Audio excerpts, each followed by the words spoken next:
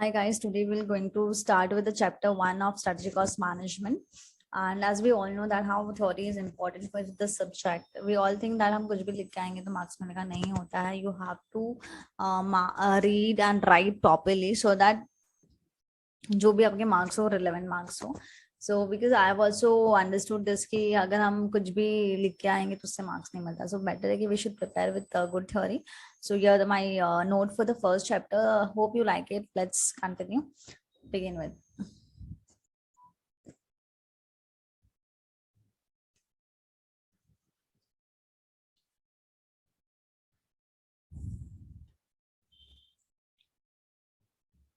Hope my screen is visible to you. So first chapter is introduction to strategic cost management.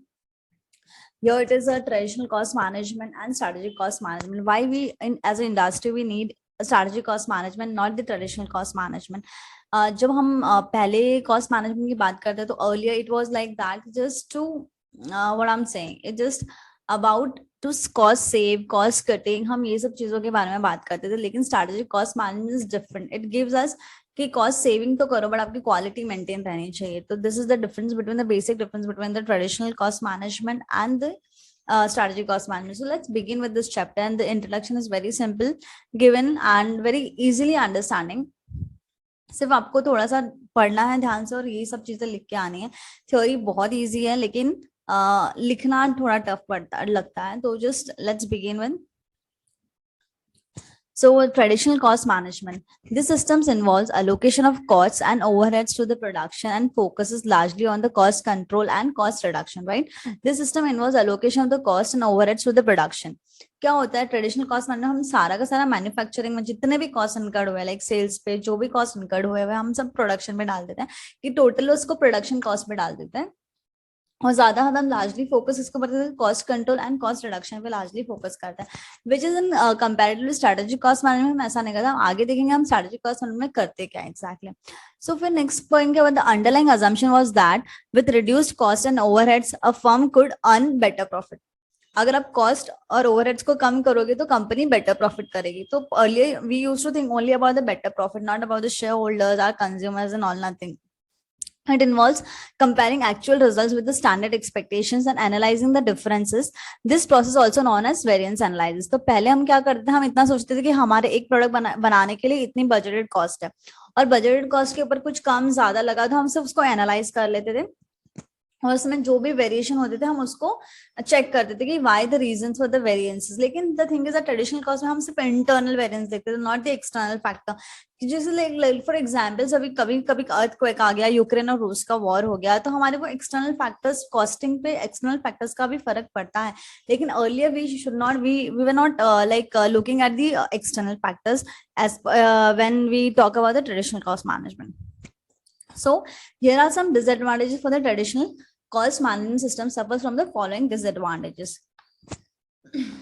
Traditional cost management system has internal focus and does not look at the external factors of the competition, market growth, customer requirement, etc. As I told you earlier, it focuses only to the internal factors and not on the external factors.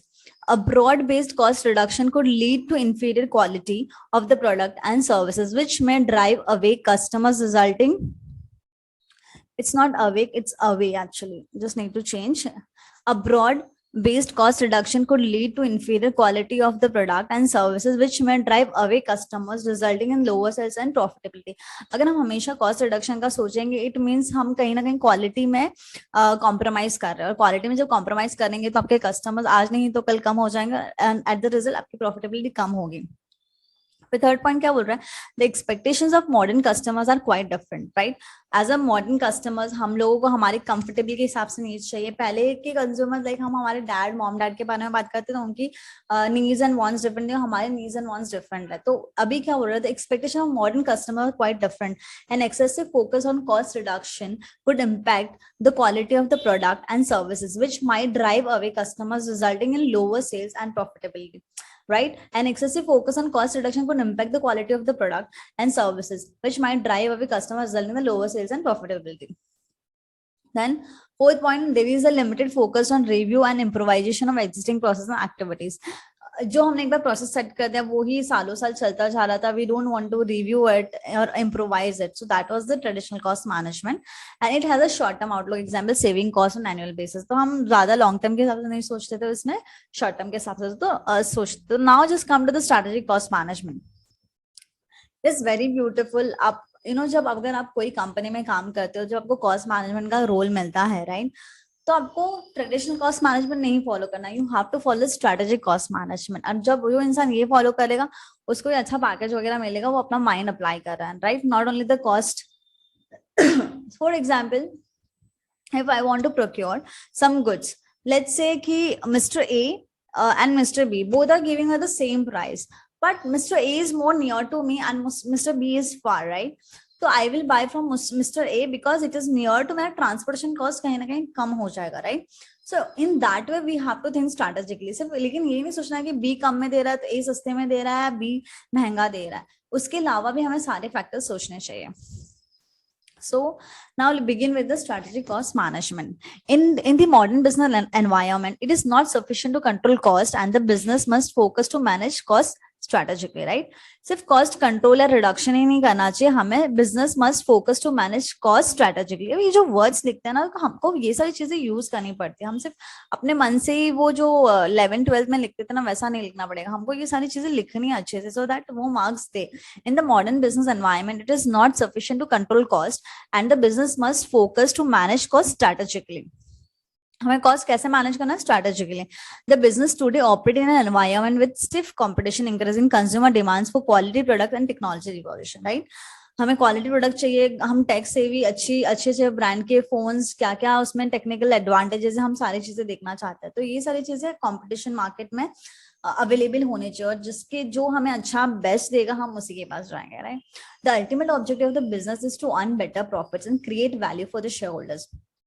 सो यहाँ पे objective better profit का तो है, लेकिन create value for the share holders, so ये बहुत important है, right? Strategic cost management does not like only से प्रॉफिट होना चाहिए, you have to make your brand as well.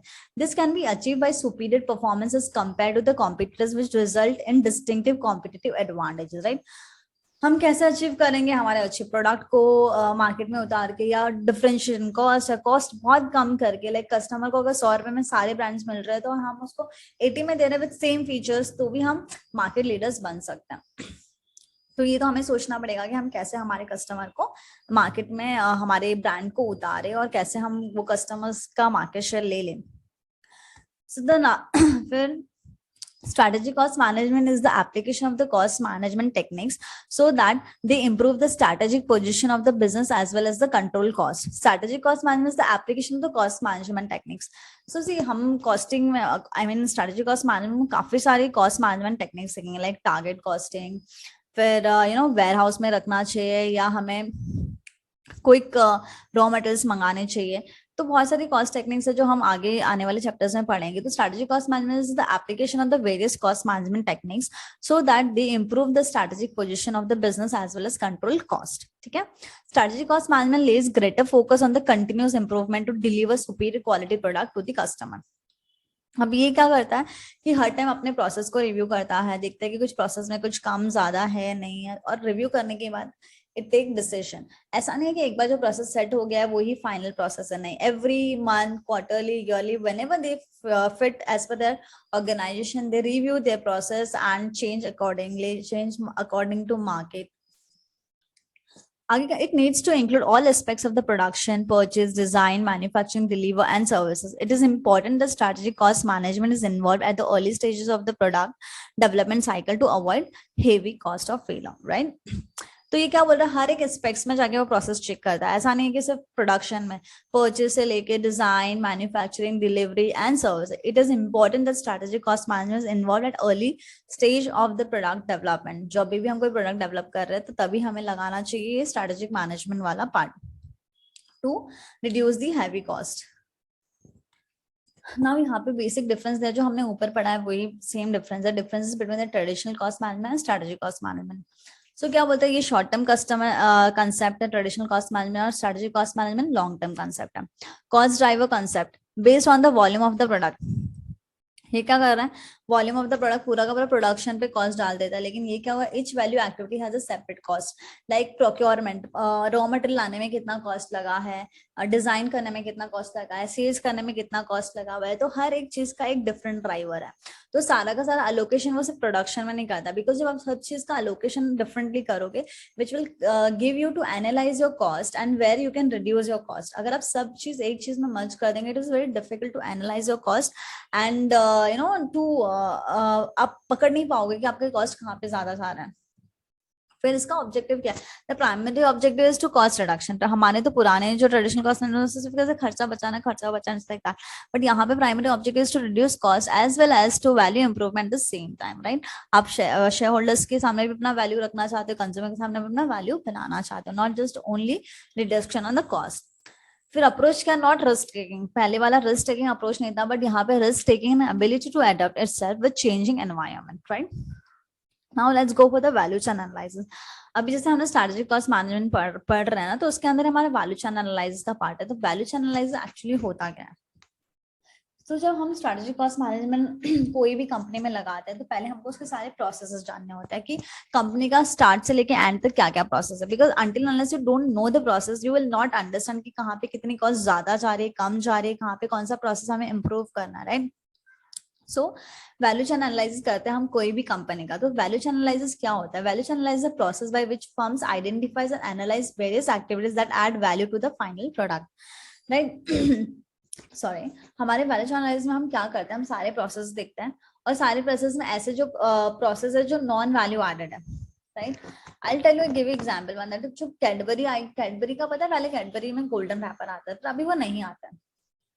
तो इन दैट वे उनको लगा शायद वो कोई वैल्यू एडेड नहीं है, और उनका वो कॉस्ट सेविंग कर लिया उन्होंने, वो रैपर नहीं डाल के।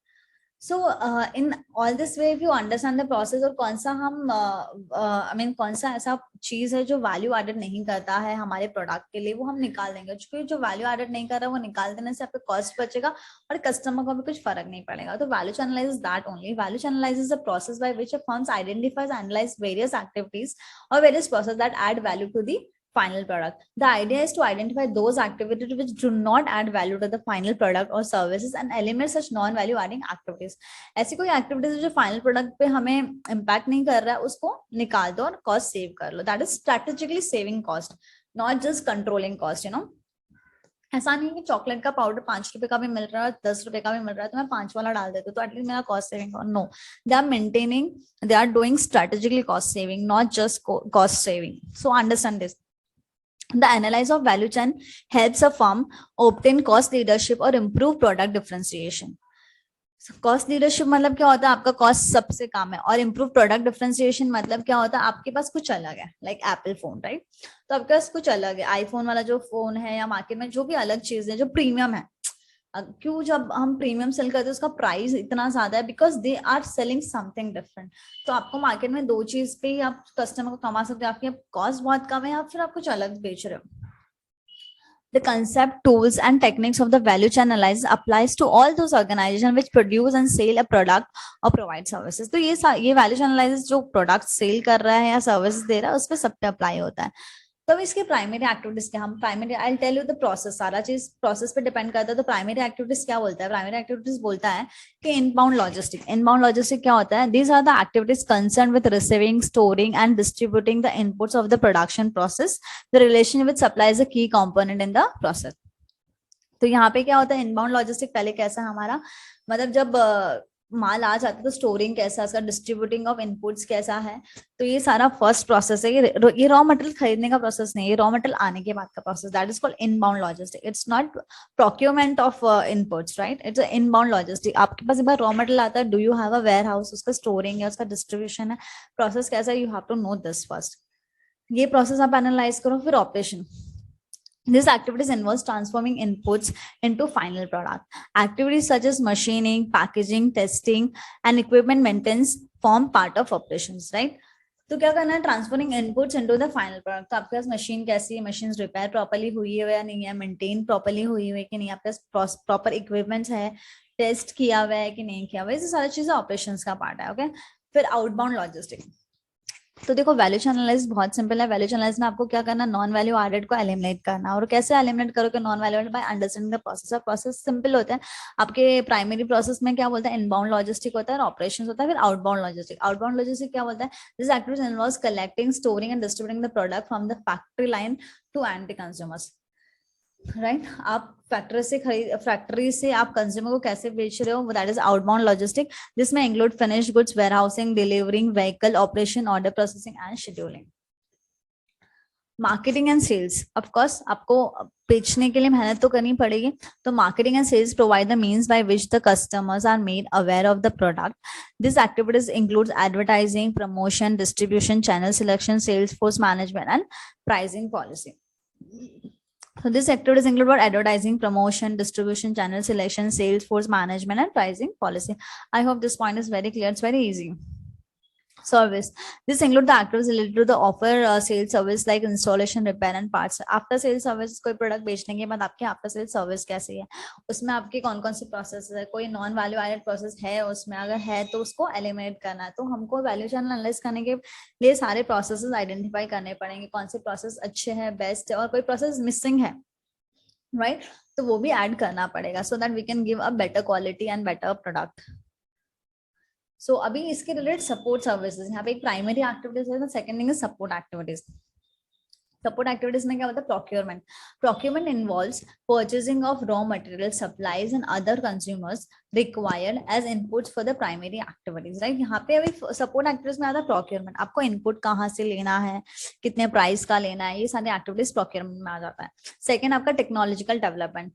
आपकी कंपनी कितना टेक सेवी है, कितने प्रोसेस सेटअप है आपके, ठीक, बटन दबाते हुए प्रोसेस हो गया, तो ये second support activity technology. This includes technical knowledge, equipments, technical knowledge, equipments, hardware, software, any other knowledge which is used in the transformation of inputs to outputs. Then third is human resource management. Of course आपके पास अच्छे employees होने चाहिए to work properly, smartly. This include activities like selection, recruitment, placement, training, appraisal, rewards and promotions, management development and labor or employees relations. Firm infrastructure.